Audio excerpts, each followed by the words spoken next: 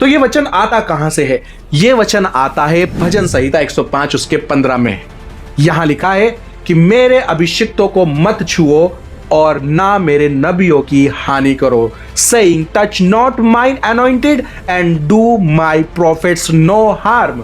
जब ये verse stage पर बोली जाती है तो ये बहुत जोरदार लगती है, लोगों को डरा भी देती है और कई बार सवाल पूछने से रोक देती है। लेकिन हमें खुद से एक जरूरी सवाल पूछना चाहिए, इस वचन का सही मतलब क्या है? ये वचन का कॉन्टेक्स्ट यानी संदर्भ क्या है? ये बात किसने कही, किस ग्रुप के बारे में कही और किन लोगों के बारे में कही गई?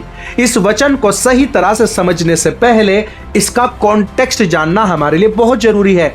कॉन्टेक्स्ट को समझना क्यों जरूरी है? मैं बार बार इस बात पर जोर इसलिए दे रहा हूं क्योंकि आज कॉन्टेक्स्ट के बिना बाइबल का सबसे ज्यादा गलत इस्तेमाल हो रहा है।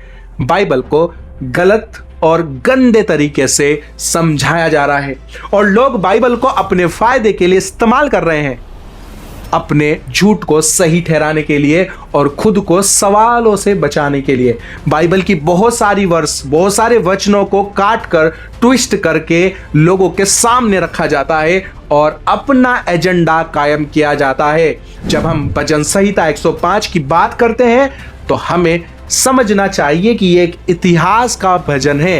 ये अब्राहम, इसहाक और याकूब की कहानी बताता है, यानी कि ये पूरे इजराइल के घराने, पूरी यहूदी कौम की बात करता है, एक पूरे समूह की, ना कि किसी एक व्यक्ति की। इसलिए यहां जो शब्द अनॉइंटेड यानी अभिषिक्त या मसा किया हुआ इस्तेमाल हुआ है वो आज के किसी सो कॉल्ड प्रचारक, प्रोफेट या अपोस्टल के लिए नहीं है।